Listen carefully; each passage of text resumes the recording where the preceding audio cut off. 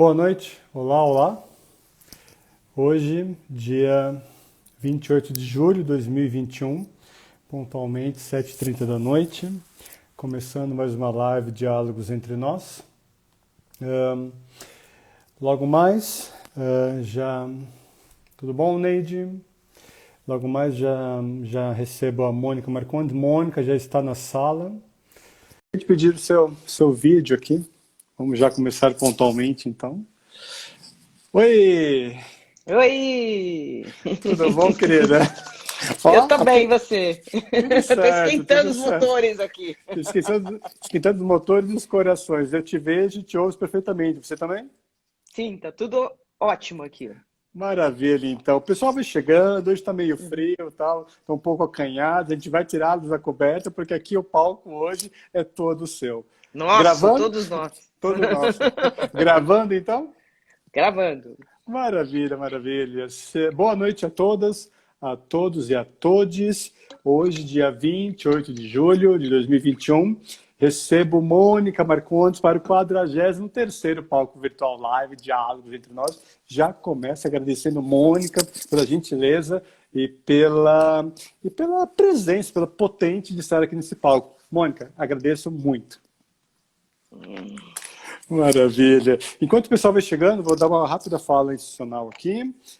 Eu sou o Guilherme Gobato, especialista em diversidade e inclusão e sócio fundador da Diálogos Entre Nós, a minha marca consultiva, estratégica, interseccional e inclusão de diversidades nos pilares étnico-racial, gênero, geracional, pessoas com deficiência e LGBTQIA+. Hoje, no 43º Palco Virtual de Diálogos Entre Nós, recebo Mônica Marcondes para o tema Trajetórias rumo ao protagonismo em carreiras negras. Eu gosto de ressaltar, Mônica, todos e todas aqui online e offline, o nosso que eu carrego no nome da minha marca consultiva.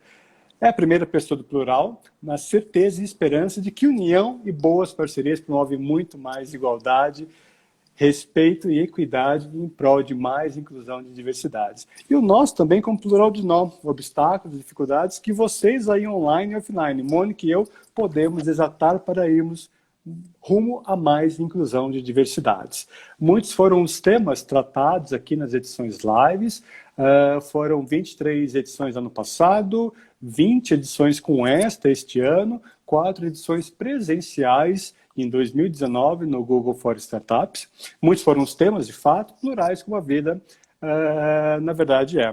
Racismo religioso, racismo estrutural, ancestralidade, carreiras negras, carreiras PCDs, carreiras no foco de gênero. Falamos fundamentalmente de pessoas e como tudo isso se conecta nas empresas que se inserem e na sociedade que nós estamos participando de uma maneira ativa para incluir mais diversidades. Todas as versões gravadas estão no IGTV @gui_gobato ou mesmo no canal YouTube Diálogos Entre Nós.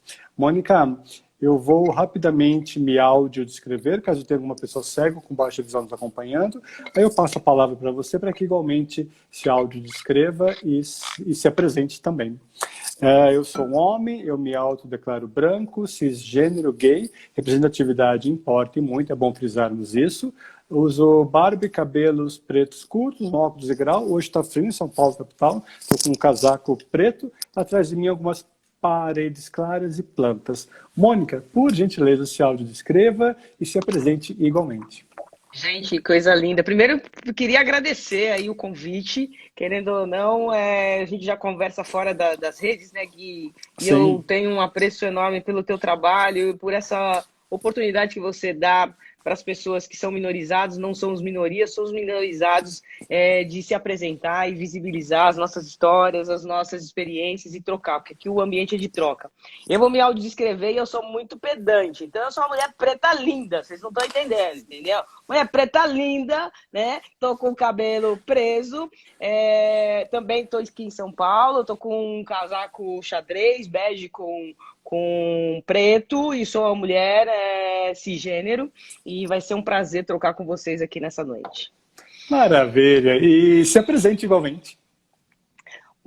Então, vamos lá. Eu sou Mônica Marcondes, eu tenho 47 anos, sou a filha mais velha da dona Regina, somos em 3 irmãos.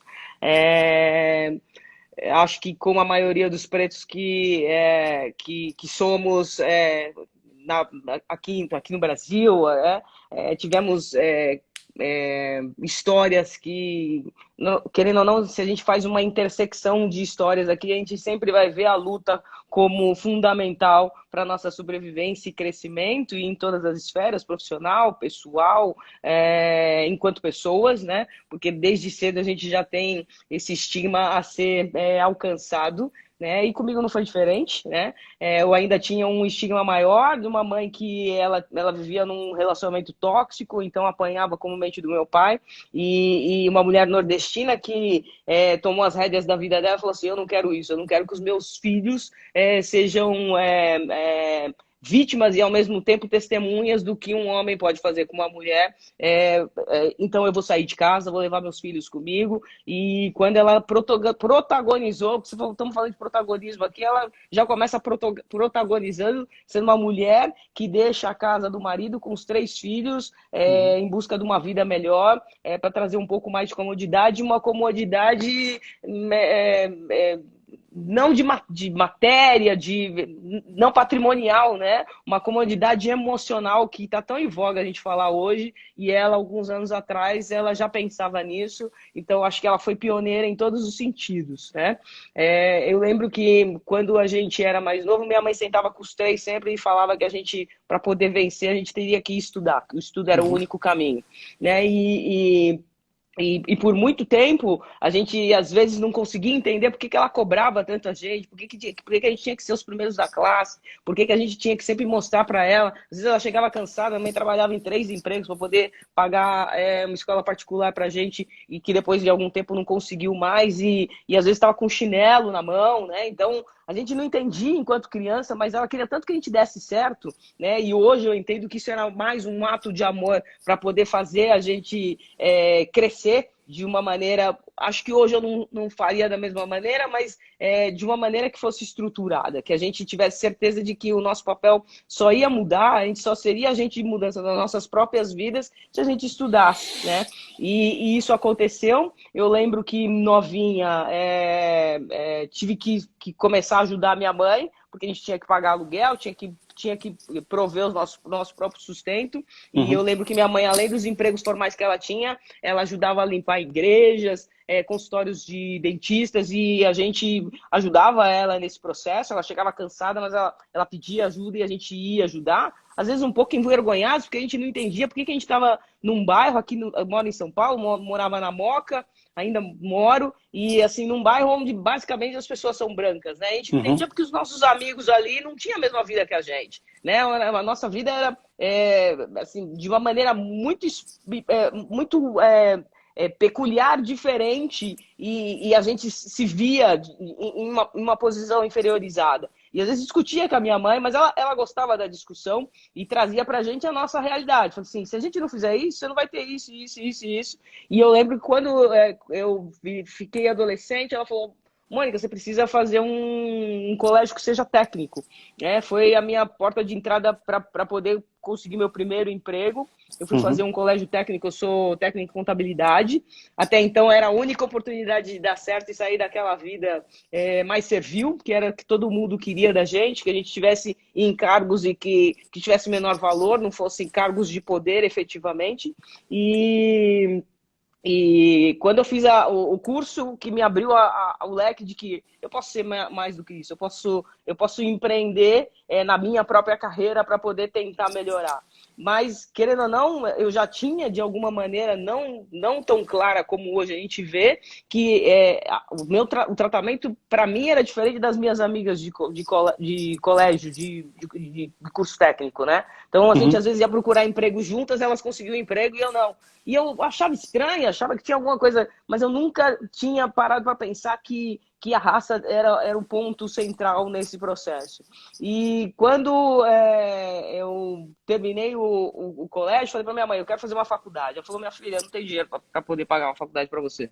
Ela falou, mas vamos pensar o que a gente faz. Falei, procura um emprego, vai fazer alguma coisa, e com o teu emprego você vai pagar a tua faculdade, você não precisa ajudar em casa, porque a gente tinha também essa sistemática de você ganha alguma coisa, é para todo mundo, não é para você. Isso tem muito nas famílias negras, né? Um ajudando a todos a se desenvolverem naquele núcleo familiar. E aí eu comecei a trabalhar numa loja de imóveis, tirando nota fiscal, e comecei logo depois a trabalhar no Banco Itaú. Trabalhei no Banco Itaú por 6 anos, e foi lá que, trabalhando na área de contabilidade, na superintendência de contabilidade de Itaú, que propiciou eu poder fazer a minha primeira faculdade, que é a faculdade de economia. Muito doido, né? Quando eu me vejo hoje, eu falo assim, cacete. Ah, puta, eu falo pra caramba. Tá liberado, tá liberado. Uma mulher preta fazendo... Que economista eu tinha visto na vida? Eu acho que eu queria dar tanto certo. E eu não queria fazer, às vezes, cursos que normalmente eu poderia me ver, uma pedagogia. Eu queria fazer economia, queria ser disruptiva até na minha escolha.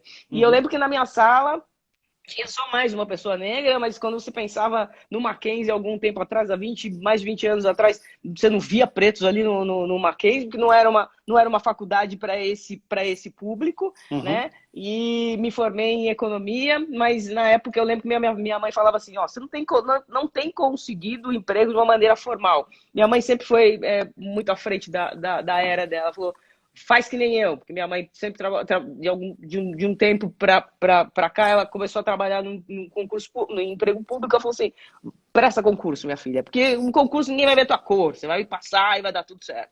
E eu lembro que na época saí que nem uma doida estudando, passei em 3 lugares, na Eletropaulo, na Sabesp e no TRT, e minha mãe falou, escolhe e toca a tua vida. Mas eu lembro que quando eu optei por Eletropaulo, e assim, por sugestão da minha mãe, que eu acho que não foi acertada, mas hoje eu tendo a dizer que sim, porque foi o único lugar que foi privatizado, os outros não, até hoje, querendo ou não, fez com que o meu mindset mudasse. Então, trabalhar numa empresa de homens brancos, cisgênero, engenheiros, mudou a minha vida também. Porque lá também eu nunca seria alçada a um rol das pessoas que seriam colocadas em cargos de poder por conta do meu curso. Todo mundo me olhava com desdém, né? A despeito de ter feito uma faculdade que era considerada de ponta. Então, você não vai ser ninguém porque você é simplesmente uma economista. E na época eu falei, não. E eu sempre tive isso na minha vida. Eu preciso bater, dar um tapa na cara de todo mundo, mas da maneira mais polida possível, né? Eu me arriscando, eu me expondo e eu fazendo as escolhas que pudessem me propiciar evolução em todos os sentidos. E aí eu fui fazer um mestrado na USP, sou mestre em engenharia elétrica pela Escola Politécnica da USP, e logo depois, já não trabalhando mais na Eletropaulo, tinha entrado numa outra empresa privada, e o pessoal falava que eu também não ia ser ninguém, que eu não ia ocupar lugares de poder, porque eu só era uma economista e uma mestre em engenharia elétrica, que precisaria fazer direito. Então, fui fazer direito, também sou advogada. Então, assim, eu sempre quis entregar para a vida o que ela trazia para mim, meio embolado, meio difuso, meio complicado de entender, e sempre devolvi para ela dessa maneira. Hoje eu me questiono muito, Gui, se seria a melhor maneira. Se uma mulher branca, se um homem branco teria os mesmos desafios que eu.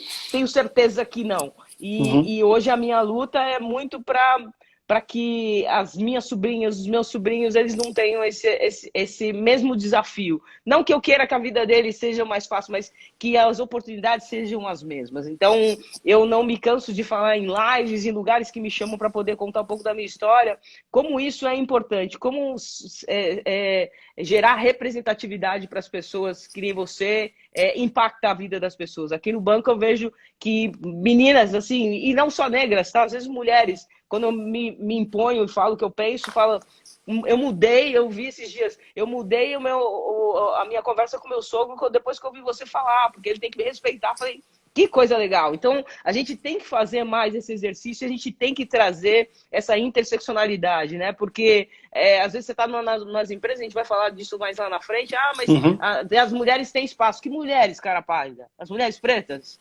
Porque, assim, falar de mulher é muito fácil na hora que você coloca algumas mulheres brancas em cargos de poder. E você mesmo, lindamente, já entrevistou a Sueli Carneiro e outras, e você sabe que o impacto que é gerado na sociedade como um todo, ele é desdobramento do que uma mulher preta apresenta e transforma. Né? Querendo ou não, as mulheres brancas, quando elas queriam trabalhar, a gente já trabalhava há muito tempo, né? Quando queriam votar, a gente já estava saindo e ralando para poder sustentar a nossa família. Então, esse legado de luta, para mim, só vai fazer sentido acabar depois que a gente tiver uma equalidade de oportunidades. E não é por acaso, bom, primeiramente, gratidão por apresentar a sua trajetória em grandes lances e tal. Não por acaso, né, eu ouço e eu reproduzo a partir de ouvir em primeira pessoa de mulheres negras que os passos vêm de longe, né?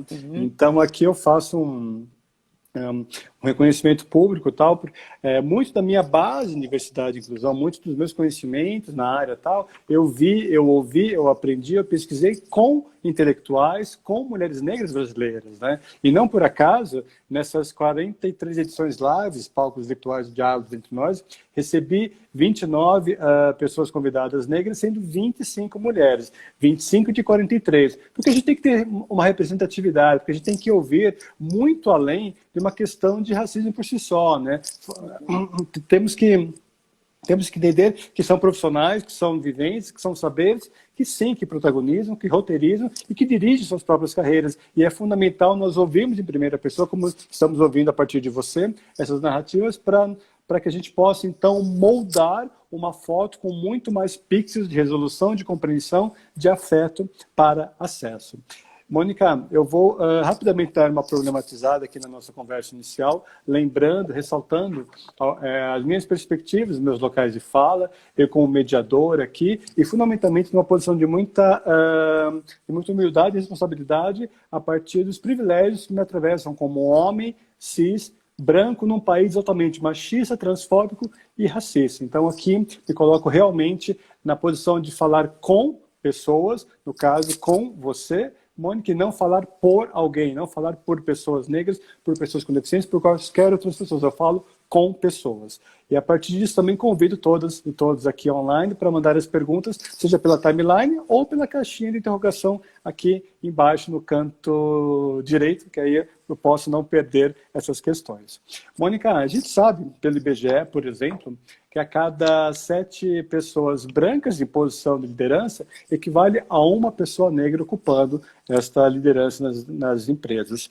O mesmo o Ethos de 2016, naquele estudo das 500 maiores empresas, retrata que pessoas negras em posições de média e alta liderança equivale a 4% e meio das posições. E se interseccionamos para mulheres negras, apenas 0,4%.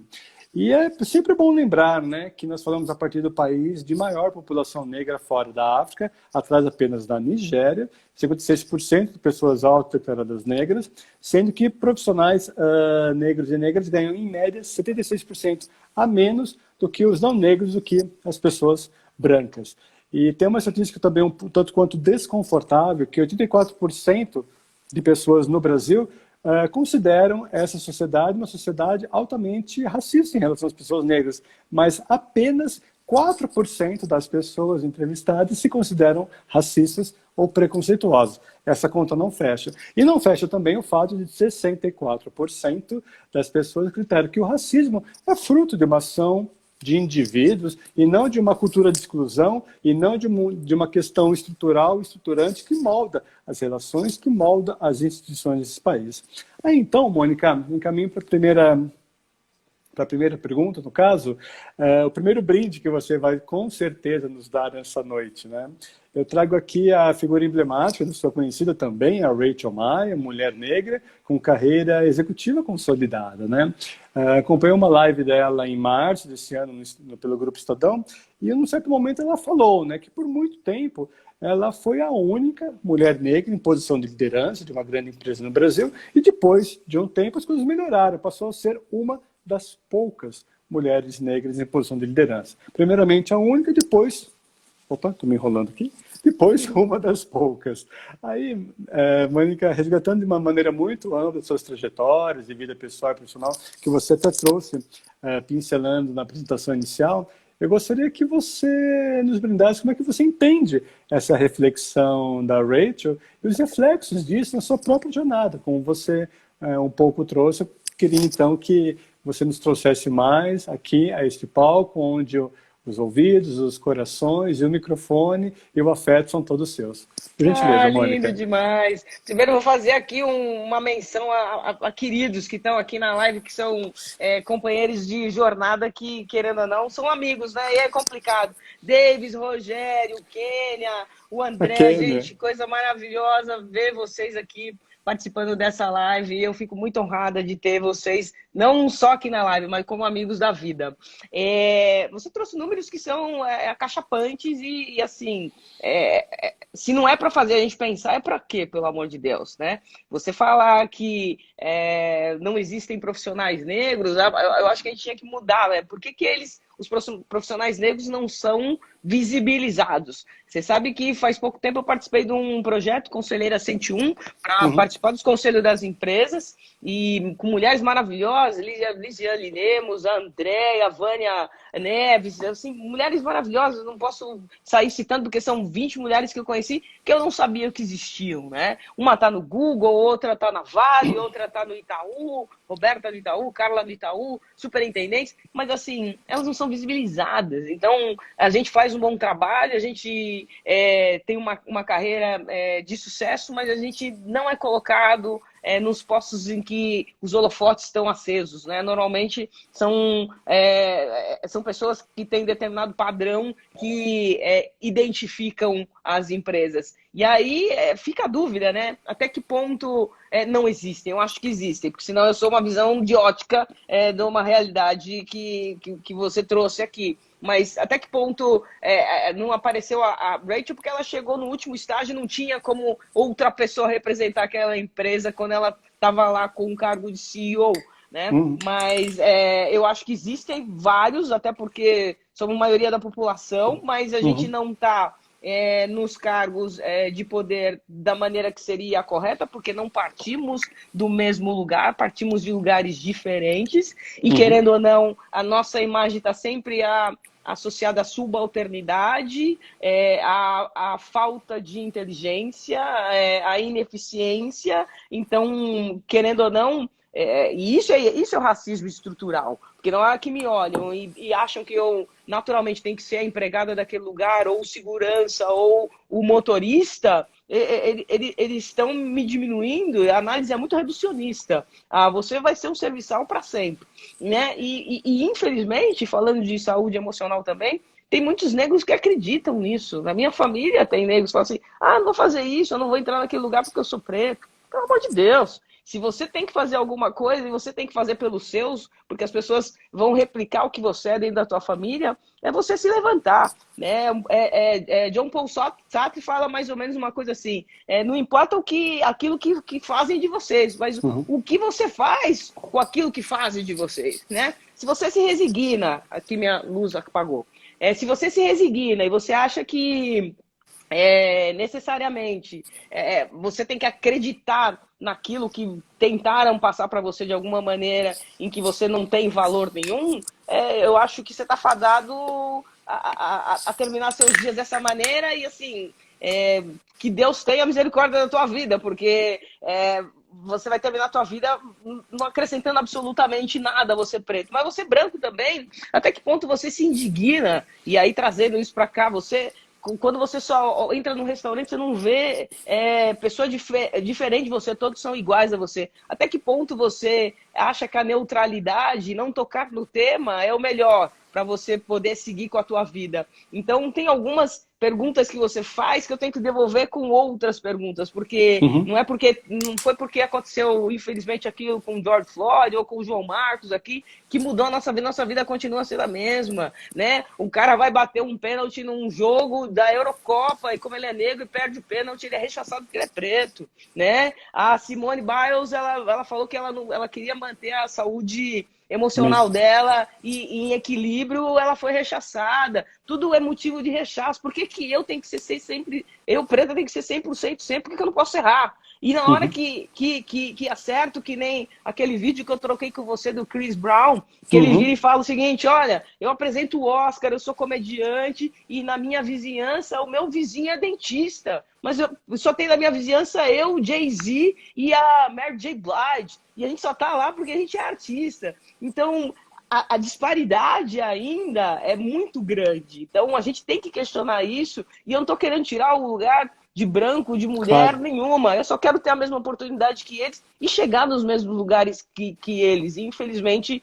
isso não vem ocorrendo. Eu acho que Rachel vem para poder pavimentar essa via e dar força. Eu acho que, querendo ou não, ela é uma luz que se mostra em favor da diversidade e dos diferentes impostos de poder que a gente tem aqui para poder, pelo menos, nos espelhar e falar assim, quero ser igual a ele. Davis é um, eu me espelho muito. Rogério é outro. Meu, eu pago um pau para esses caras e eu quero ser que nem eles, né? E que possamos todos nos ver, olhar para cima. Eu acho que esse é o maior desafio nosso. A gente olhar para cima e se ver. Porque quando a gente olha para cima e a gente não se vê, a gente naturalmente acha que a gente também não alcança ou não é merecedor de algo melhor do que a gente vivencia atualmente.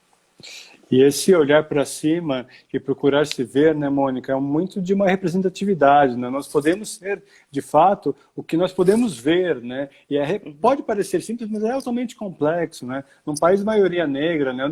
Onde é que estão e onde é que não estão as pessoas negras nesse país, né? Você trouxe o exemplo de um restaurante, né? Então, assim, olhar para o lado e ver quem ali está, enquanto você é uma pessoa branca ali, aproveitando da mesma situação, dos mesmos acessos que você está naquele momento aproveitando, né? E não com uma pessoa negra trabalhando. E também tem aquela questão, né, de buscarmos sempre muito desconforto em zonas de conforto, né? Nos questionarmos fundamentalmente a partir de quem está acessando espaços de poder e de decisão nesse país altamente racista, machista, homotransfóbico, capacitista. Então, é uma série de preconceitos que são estruturais, que são estruturantes, que fazem com que uma pequena parcela da população maiorizada em direitos e minorizada quantitativamente, o que faz com que outras pessoas, maioria que nem no país de maioria negra, se você não é uma mulher negra, que é o maior grupo populacional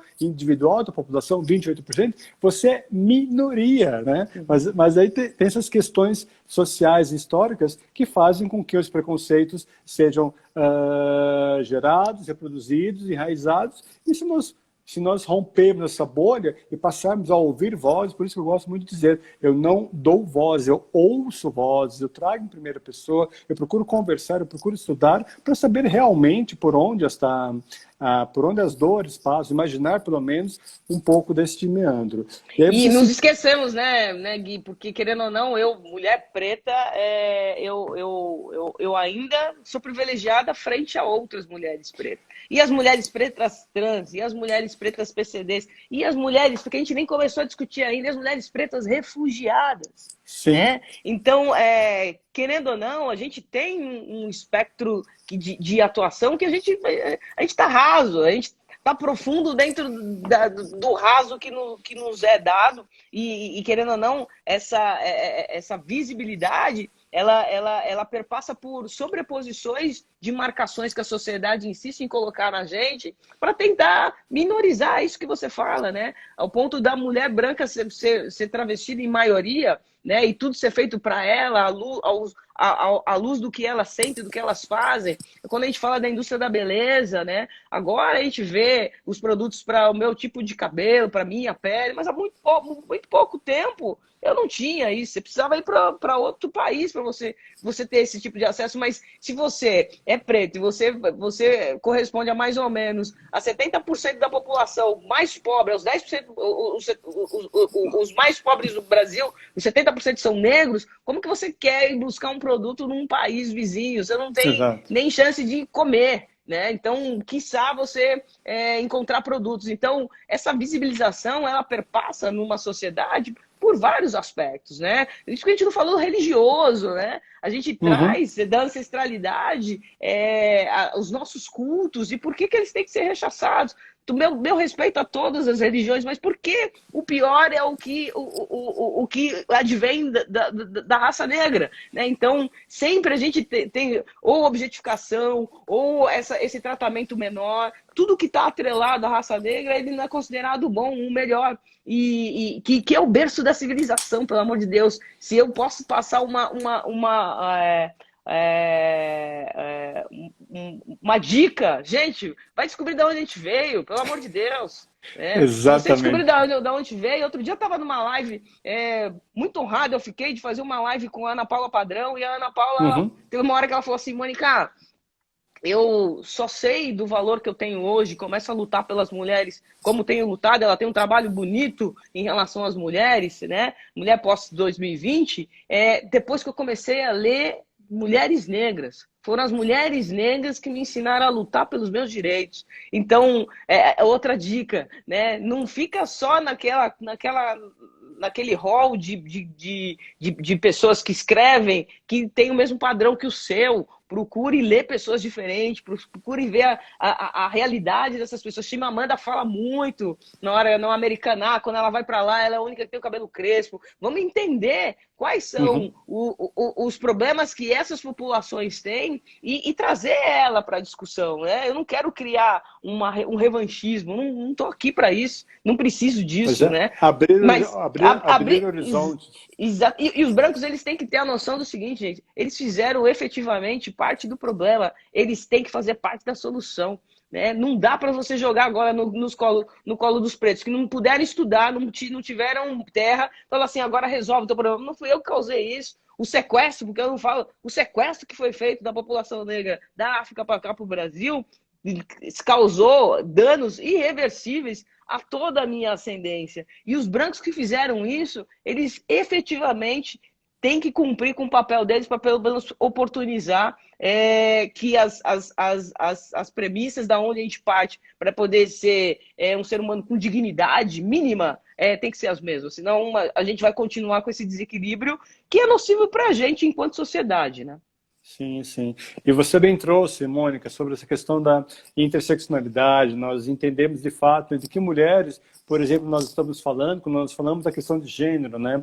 Não apenas mulheres brancas, mas nós temos uma obrigação ética e moral de interseccionarmos mulheres negras e mulheres com deficiência, mulheres negras trans e mulheres no amplo sentido da questão, porque do contrário, nós vamos acabar reproduzindo o discurso que já é predominante, né, que equivale a uma pequena parcela da população dominante numa discussão eurocentrada, por exemplo. Né?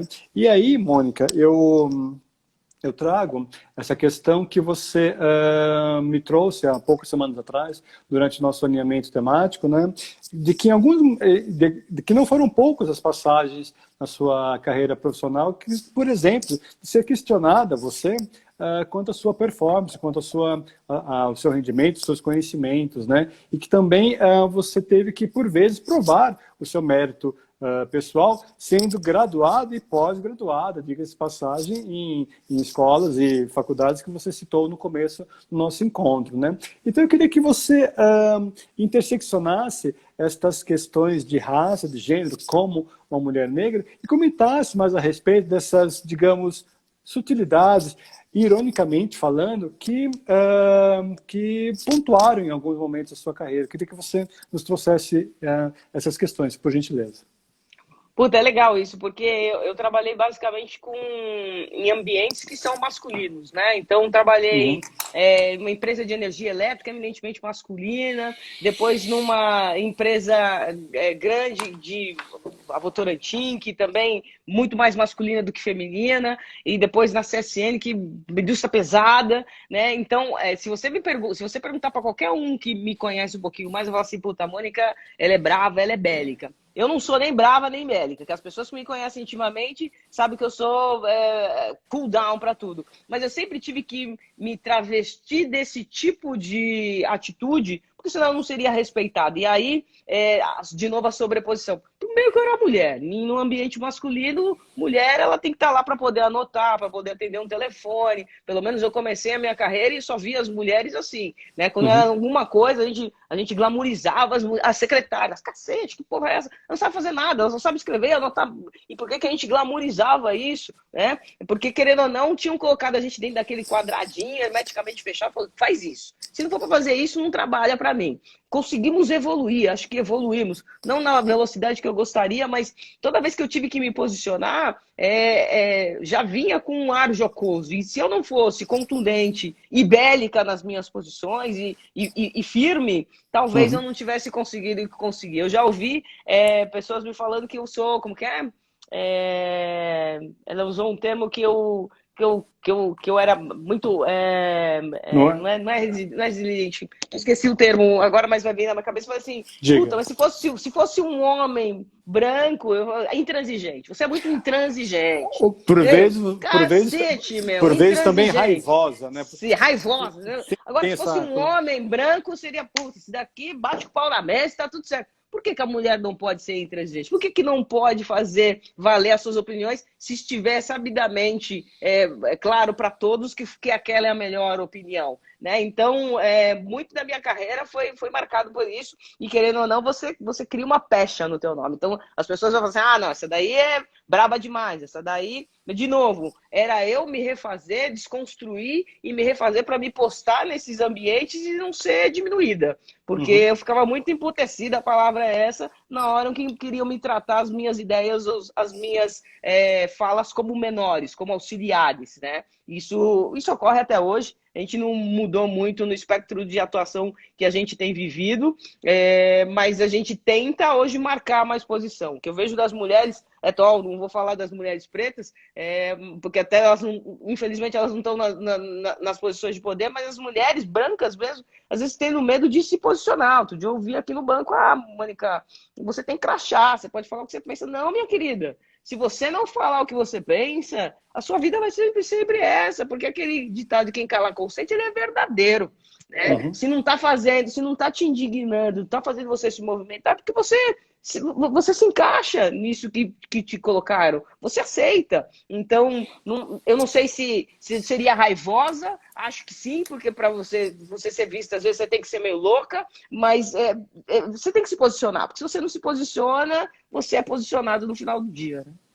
Sim, sim. E tem muito daquela questão, né? Também tem uma fala célebre do Desmond Tutu, né? Que deve ser bispo sul-africano, Nobel da Paz, na década de 90. Ele é um homem negro sul-africano, que diz, né? Se você não se posiciona, você acaba escolhendo o lado do opressor, né? Diante de uma opressão, diante de uma desigualdade, diante de presenciar um preconceito, né?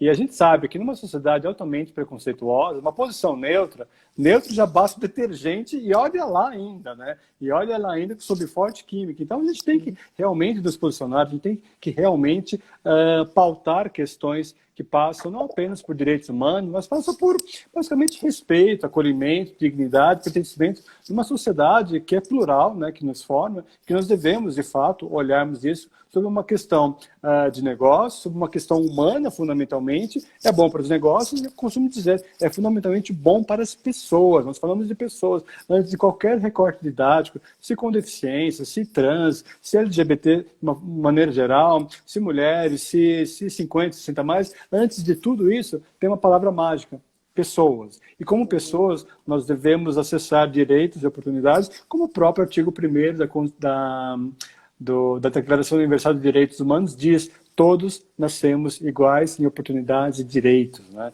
Então, é que a gente possa, de fato, conjugar esta questão. Aí, Mônica, pegando um gancho sobre a questão de carreira, tem um comentário, pergunta do Davis, que você mesmo citou no começo aqui, que ele faz, ele diz que é apaixonado por essa mulher é você, né, pela sua trajetória, e ele pergunta, o que você faria de diferente na sua trajetória? Aí depois eu engato a outra pergunta. Eu acho que eu não, hoje olhando... Ou se faria?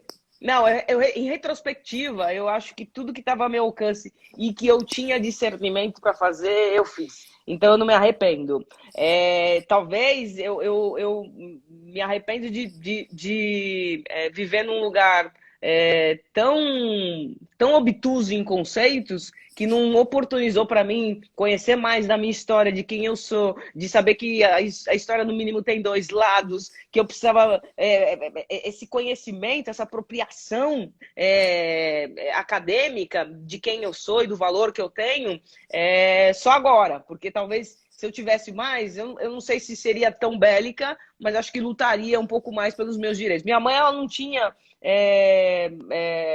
a possibilidade de trazer isso para a gente, até porque ela também vivia dilemas e querendo ou não, a priorização era dar sustento, ela garantia a nossa sobrevivência. Mas quando a gente fala do povo preto em geral, a gente é carente de mais informações ao nosso respeito, a despeito de ter pretos brigando com pretos. Ó, aquele escroto do Sérgio Cardoso falando as merdas que ele fala. Ele fala merda pra cacete. Ele vai fazendo as merdas. E é preto, você entendeu? Porque ele não conhece a história dele ou não quer conhecer. Né? Mas oportunizar, né, as nossas histórias, resgatar os nossos valores, talvez tivesse feito com que eu mudasse. Mas eu não mudaria. Eu acho que muito do que eu me construí foi com as ferramentas que eu tinha e podia desenvolver à época e acho que andei um pouquinho.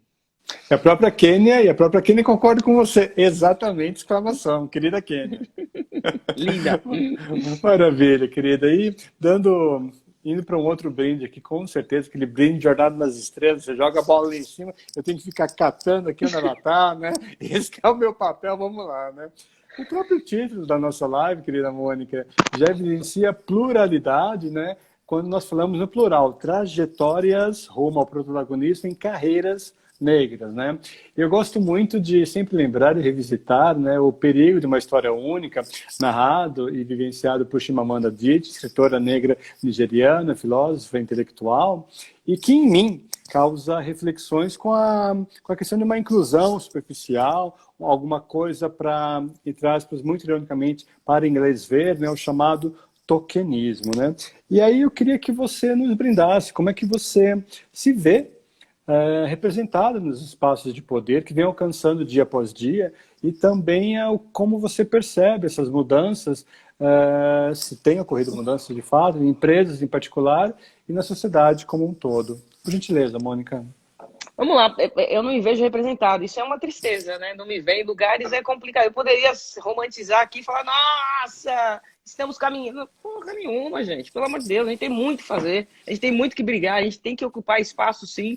Eu costumo falar, falei na live do pessoal das aceleradoras que meu irmão, ele um dia falou assim pra mim, Mônica, para com essa coisa que você faz aí na CSN, da diversidade, não sei o quê, porque um branco nunca vai dar um pedacinho da cadeira dele e ele quer mais que você se dane. Falei, então se ele não sair, ele vai sair na porrada. Se ele não me der um pedaço, vai sair na porrada, porque eu tenho tanto direito quanto ele de estar naquela cadeira. E ele só vai saber disso na hora que eu mostrar para ele que eu sou melhor do que ele. Mas só mostrar também não é o suficiente. A gente está numa sociedade que tem um racismo estrutural impregnado e que minoriza de maneira padrão. Então, querer mostrar o meu valor, é lógico, a gente também tem que fazer a nossa parte, tem que ir lá, tem que estudar, tem que se aperfeiçoar, tem que, né, tem que querer crescer, né? Mas do outro lado também, a gente precisa ser visibilizado por essas pessoas, né? E eu não quero uma diversidade só para sair no jornal, ou para sair no relatório de sustentabilidade da empresa. Não para ser considerada uma empresa ética, né? Eu quero uma diversidade efetiva, né? A gente fala, mas a gente entra eu não me vejo nas empresas, né? Outro dia eu entrei numa empresa que eu fiquei boquiaberta e, assim, uma surpresa agradável, que eu ouvi vários pretos como eu, eu ainda falei, eu quero trabalhar aqui, falei pra mim, eu quero trabalhar aqui, porque como é bom você entrar no lugar e ver iguais a você ali. Né? Não estou falando que só tem que ter preto naquela empresa, mas na hora que você olha para o lado e você se vê, você vê que você pode trocar, que você não é solitário, que sempre, como se a gente pensando num corpo humano em que normalmente você, que é um vírus, você é extirpado, se só tem eu naquele corpo, naquele sistema, você é extirpada. Por isso que eu sou defensora de que não existe esse efeito do eu quero ser o preto que único aqui, que Não, você vai ser extirpado em algum momento daquele sistema. Então, na hora que a gente fala que a gente tem que aquilombar, tem que trazer, a gente tem que trazer mais iguais aos nós. A gente tem que lutar junto, né? E às vezes você pode falar, Mônica, mas vai ter preto que não quer lutar. Dane-se. Mas assim, vai ter muito que quer lutar, tem muito que nem sabe que ele tem essa arma na mão para poder mudar não só a história dele, mas todo o entorno dele, toda a família dele, sabe? Vai crescer melhor, vai crescer ciente de que ele tem direitos, que você paga imposto igual, que você trabalha igual, e por que você tem que ganhar 30% do que um homem branco ganha? Então, isso tem que ser visibilizado, tem que ser dito a todo momento, porque às vezes a gente acha, a Mônica conseguiu, então o problema de todos os pretos está resolvido. Não, não está. Né? Só está começando, ela só chegou lá e rompeu uma barreira para mostrar que consegue isso também. Então vamos olhar para os outros, vamos tentar fazer a mesma coisa e vamos tentar mudar enquanto sociedade esse ambiente que a gente convive e assim, e tem que ser um ambiente de convivência e não de competição. Eu acho que a gente tem hoje muito, o advento da Magalu é isso. Eu acho do escrotismo brutal, alguém lá entrar com uma ação civil pública, ou acionar o Ministério Público, falando de racismo reverso, gente, pelo amor de Deus. Né? Então, você vê brancos ainda que, querendo ou não, eles não falam de uma maneira expressa, mas eles não se conformam com essa equidade de oportunidades. Então, a gente tem que rechaçar isso e tem que colocar na pauta e tem que ser prioridade, porque eu tenho pressa. Porque os meus sobrinhos estão crescendo, né? E, de novo, eu não quero que eles tenham que passar por isso, ou que os filhos dele, os netos dele, né, que tenha cota, que a gente tenha que, às vezes, falar, é um cotista, ele sabe menos, ele tem menos inteligência. Não, é reparação, gente. De novo, a gente tem que voltar para os livros, e eu não sei se vocês sabem aqui, eu fiquei sabendo faz algum tempo que filhos de fazendeiros, eu nunca vi um fazendeiro pós-abolição da escravatura preto, então todos brancos. Filhos de fazendeiros, eles são cotistas em universidades federais até hoje, desde a abolição da escravatura. Por que ninguém nunca fica falando de cota para filho de fazendeiro? Por que precisa falar de preto, mas quando é um branco, ele tem o salvo-conduto, ele pode. Então, a gente tem que parar de colocar essa máscara que eu sou diverso e na hora de rechaçar, só rechaçar o que vem do povo preto. Porque, querendo ou não, na hora que você está fazendo isso, você está trazendo todo o seu racismo que está interiorizado, mas revestido dessa forma politicamente correta de viver ou de dar oportunidades. Outra coisa que não fala para mim, que eu não acredito. Eu não acredito na meritocracia europeia, em que você sai na frente, você ganha e ainda fala assim, puta, esse daqui merece. Merece o quê? Se a gente não saiu do mesmo lugar. E eu tive que sair muito mais atrás e cheguei e me falar que eu não mereço aquilo. Então, eu não acredito nessa meritocracia, que também as empresas trazem muito essa coisa, eu vejo pessoas e méritos. Será que vê? Pessoas e méritos, né? É o contrato de seres humanos, né? Então, são seres humanos. Isso é outra coisa que eu vi na semana passada, ridículo. E pessoas de RH batendo palma. Seres humanos. Quais seres humanos, meu querido? Porque, querendo ou não, algum tempo atrás, né? Há mais de 100 anos atrás, 138 anos, eu era animal. Então, eu nem era ser humano na tua concepção. Então, não vem falar para mim que contrata seres humanos, quando eu era um objeto, eu era um ser movente, segundo o Código Civil. Então, a gente precisa destituir esses conceitos que minorizam as pessoas da onde elas são, o que elas fizeram. Eu tenho aprendido muito com as Olimpíadas. Quando a gente começa a ver as coisas não de uma maneira recreativa, a gente vê o quanto de informação tem ali que a gente pode trazer para o nosso dia a dia, né? Você pega, vamos falar de gênero e a medalha de prata no skate. A Fadinha, uma menina de 13 anos, do Maranhão, né? Cidade de Imperatriz. Ela conseguia alguma coisa. Quando será que essa menina de Imperatriz teria a chance se ela viesse para São Paulo, gente? Como um menino que surfava em cima da tampa da caixa de isopor do pai, nordestino, ia ter oportunidade aqui. Então a gente, de novo, ainda mais a gente aqui no Sudeste, a gente cria marcações em que a gente quer tentar estabelecer castas para poder dar mais valor para um em detrimento do outro. Então, quando a gente começa a ver que saúde mental é interessante, que a pessoa teve que se desdobrar, o ouro, mesmo se ele não tivesse trazido o ouro, para mim ele seria a medalha de ouro Eva. Sair da onde ele saiu e conseguiu o que ele conseguiu, pelo amor de Deus, tem exemplo mais bonito de resiliência, de querer dar certo. A gente quer dar certo. mas as pessoas precisam dar oportunidade pra gente também, porque senão a gente não chega lá, né? Sim, nessa questão de oportunidade, Mônica, você trouxe também na sua fala algo que eu sempre respondo sobre quando sou perguntado o que eu acho da meritocracia em diversidade e inclusão, né? Basicamente, assim, desenhe qual das escadas você pega na sua vida, né? Uma escada rolante para cima, claro, né? Num país totalmente machista, racista, homotransfóbico, capacitista, essa escada rolante para cima, se você é um homem cis, branco, classe média, com acessos, com universidades ali consideradas as mais prestigiadas, ainda que você se esforce, a sua vida está numa direção, numa escada rolante para cima. Se você não é um homem branco, mas é uma mulher branca, ainda que cis, ainda que hétero, ainda que sem deficiência, você pega aquela escada fixa e também sobe. Puxa ali no corrimão, dá um impulso, dá uma subidinha, você vai ter uma ascensão profissional e pessoal.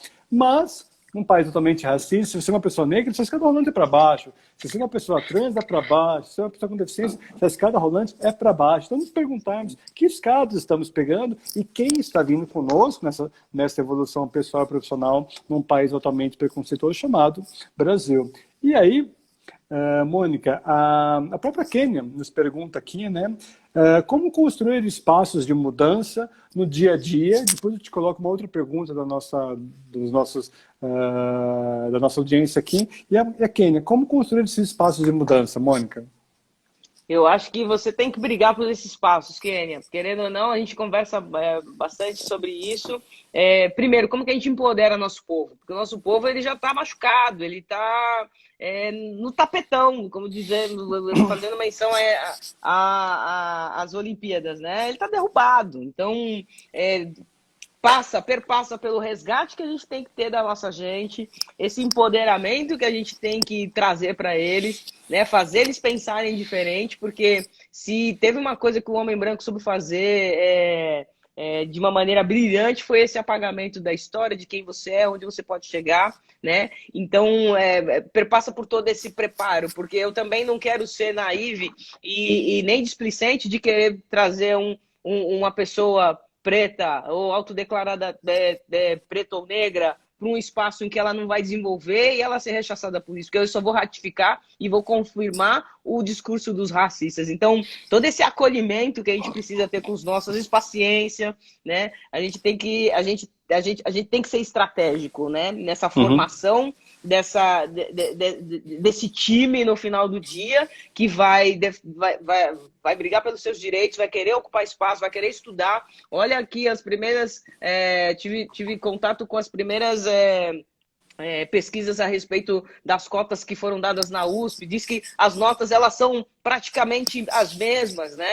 E isso, essa equivalência só mostra que, assim, do que a gente tem medo, né? E a gente, mulher preta, mulher já tem essa coisa da síndrome da impostora, mas o preto, né, em geral, tem muito. Ele tem que ser 100%, tem que ser 110%, senão não é o suficiente. E a gente fica entregando para a sociedade o que ela vive rechaçando a gente. A gente vai ter que entregar o 90%, 95%, 80% e vai estar bom, porque o branco entrega isso, está tudo certo, por que eu tenho que entregar mais? Então, eu acho que perpassa por esse desenvolvimento do que é estar inserido ali, do que você transforma, o que é ser um agente de mudança na tua vida e na vida do teu entorno. Eu não quero mudar o mundo, eu quero mudar muito menos, eu quero mudar meu entorno. Se eu mudar meu entorno, eu tenho certeza que o mundo vai ser fácil depois. Mas exige um pouco de nós, e você, Kênia, você é peça fundamental, peça-chave nesse processo, né? Para essas meninas que estão chegando aí, eu acho que você é uma referência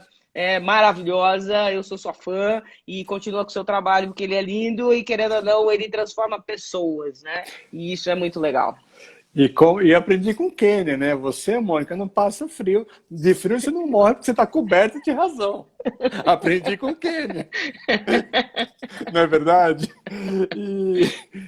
E tem também uma pergunta do Mauro Rafael, que nos segue aqui, né? Se você acha que numa situação ampla, num todo, nós estamos evoluindo, Mônica?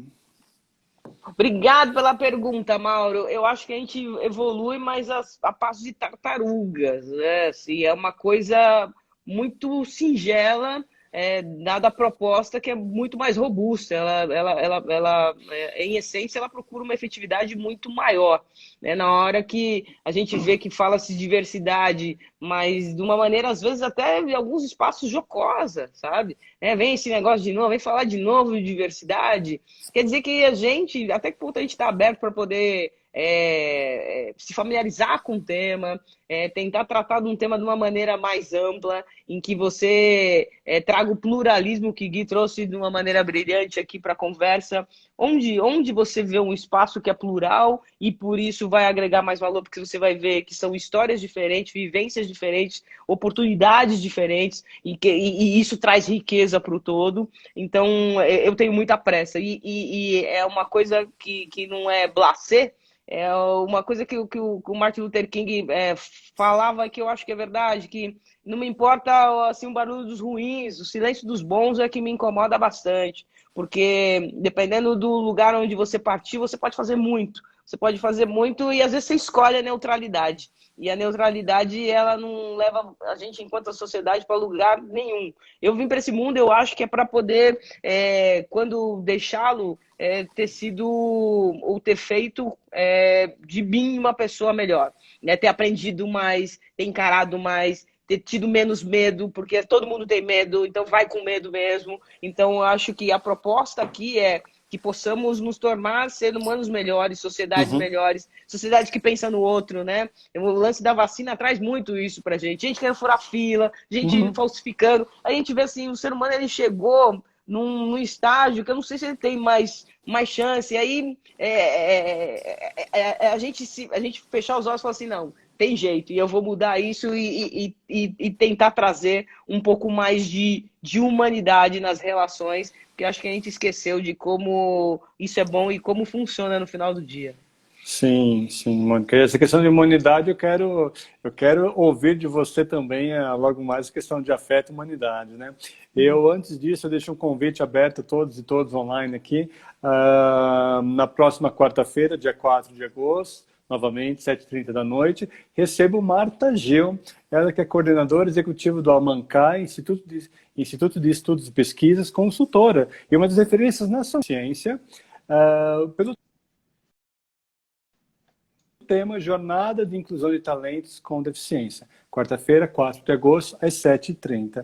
Aí, Mônica, pegando um gancho nessa nossa reta final desse encontro, quero te convidar para falar de afeto, né? Trago aqui duas pessoas muito queridas. Primeiramente, o Theo Vanderloo, ele que é um executivo com carreira consolidada, ex-presidente da Bayer, passou aqui nesse palco virtual em maio do ano passado, falando sobre pessoas aliadas, a importância estratégica da diversidade e inclusão.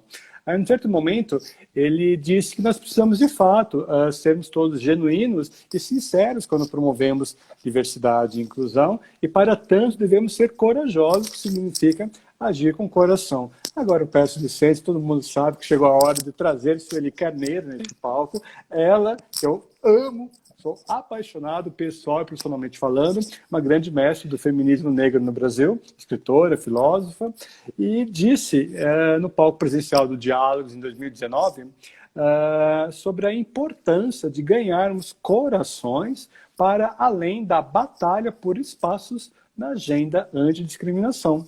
Aí eu te pergunto, Mônica Marcondes, grande querida, qual a importância do afeto para você, ou mesmo da empatia, nessa jornada por diversidade e inclusão e de grupos minorizados em geral e de pessoas negras em particular? E aí, Mônica, afeto, o que você acha? Puta, afeto. Primeiro, quero falar da live. Semana que vem, imperdível, hein, gente? Vamos ver, vamos analisar percepções de alguém de um outro ponto de vista, né? Com outros óculos. Eu gosto muito disso. Essa troca, para mim, é riquíssima. Sueli Carneiro também é uma querida, né? Eu tenho até vergonha, porque eu não sou absolutamente ninguém para uma mulher dessa.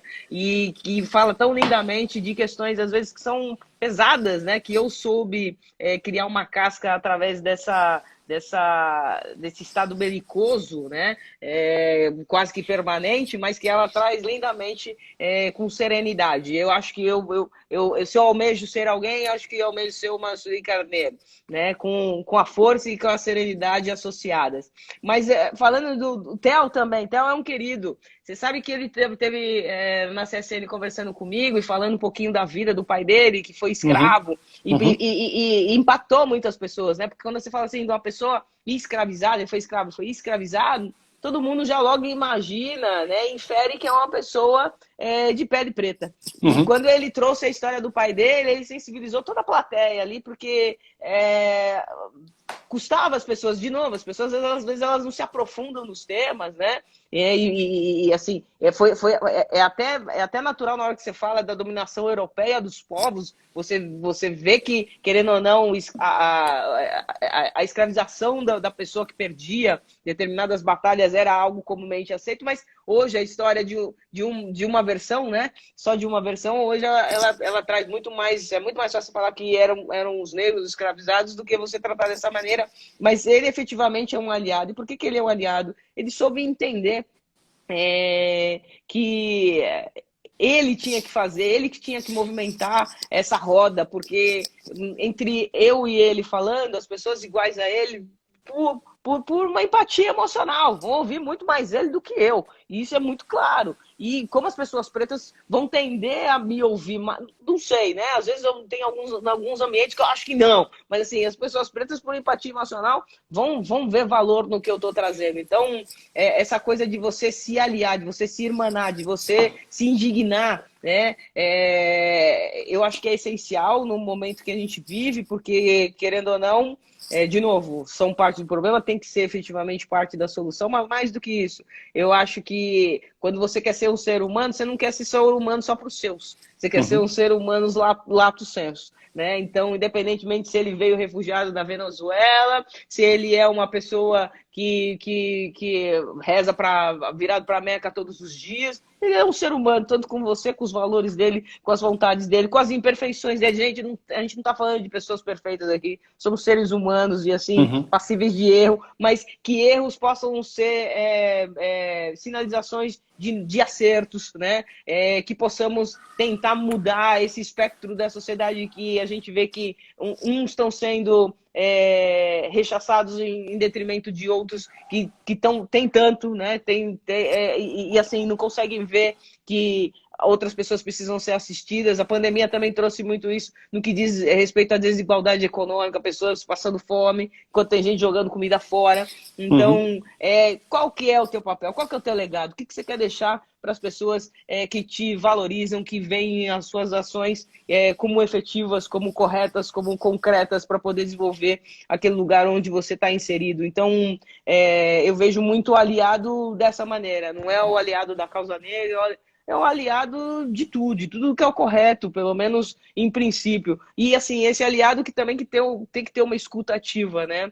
Tem que entender que a história dela é uma, mas a história do outro lado também é uma história com o mesmo valor e que você, no mínimo, tem que parar para escutar. Se você não concorda ou concorda, são outros 500, mas que possamos, no mínimo, exercitar mais essa escuta, né? A gente tem uma boca e dois ouvidos, e eu acho que é por isso que a gente Deus já fez certinho, né? A gente veio com dois, então a gente tem que ouvir mais, a gente tem que processar mais, tem que gerir mais, tem que trazer efetividade através do conhecimento do outro lado, porque às vezes a gente já parte de pressuposto, verdades absolutas que não vão te levar a lugar nenhum. Então aprender, desaprender para reaprender da melhor maneira, eu acho que é o caminho, Gui.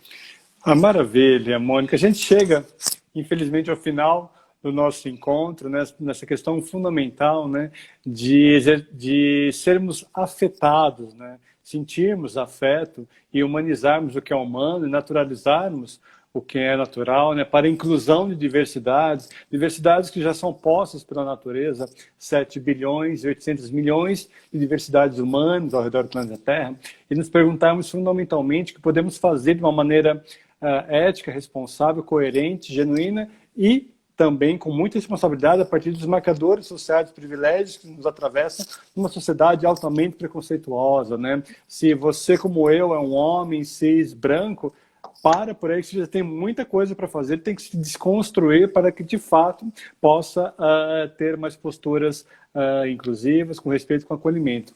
Mônica, eu peço uma reflexão, um pensamento, uma fala final antes de nós nos despedirmos dessa noite fria, onde você, o seu afeto, o seu coração nos aqueceu muitíssimo. Gente, primeiro eu queria agradecer nominalmente a cada uma das pessoas que passaram aqui. Neuza, você é uma linda, Elaine também, Kênia, sem palavras, Davis, mas a todos vocês que estão aí do outro lado. Eu acho que o Gui, ele tem um trabalho bonito, que é um trabalho de vamos ouvir, né? Falando de escutativa, a gente está aqui exercitando a nossa escuta e tentando ouvir os diversos prismas que nos formam, né? Querendo ou não, é o que você traz, Gui. Todos nós somos diversos, dentro da nossa especificidade, somos diversos e quando a gente veio para esse planeta, eu acho que o grande intuito, acho que do Criador, da Força Maior, não sei do que vocês acreditam, era que pudéssemos conviver da maneira mais equilibrada, sadia possível, né? Um respeitando o outro, né? E sabendo que às vezes desequilíbrios vão acontecer, mas parece o que é o natural? A gente tentar se reequilibrar novamente e fazer melhor esse processo, essa jornada que é a existência do ser humano. No final do dia, eu quero ser um ser humano melhor, eu acho que é o que todo mundo procura aqui. E quando a gente se abre para esse nível de informações que chegam para a gente está dando um passo enorme na nossa evolução pessoal, né? E a gente não tem que se preocupar muito, mas qual vai ser o desdobramento financeiro ou acadêmico? Não, tenta ser uma pessoa melhor. Na hora que você é melhor, eu tenho muita crença nisso. Você muda as pessoas que estão próximas de você. Você faz com que essas pessoas consigam pensar e agir de maneira diferenciada. E isso, por si só, já faz sentido. Então, eu queria agradecer demais a oportunidade. Eu fico à disposição. Todo mundo que quiser entrar em contato. Eu adoro trocar experiências, ideias. Eu curto bastante isso. E agradecer você demais, que você possa continuar com esse trabalho que, querendo ou não, ele engrandece a gente enquanto sociedade e também ele é um bálsamo para a gente querer saber que tem uma pessoa que vai oportunizar falas que são, às vezes elas são apagadas, mas que você dá luz para que a gente possa se imbuir desses conhecimentos diversos e nos tornarmos seres humanos melhores do que somos. O que eu posso falar de poesia? Só te agradecer, Mônica, pela gentileza da sua presença, pelo seu afeto, pela potência dos seus saberes, das suas vivências, por trazer a sua luz e a sua sabedoria e todas as suas narrativas nesse palco virtual, live, diálogo entre nós. Eu fico imensamente grato a todos e todas online e termino com uma citação, obviamente, de também uma outra tanta querida, amicíssima, Benilda Brito, ela que é uma mulher negra pedagoga lá de BH, e já vi que você acenou, já sabe do calibre da sua mana.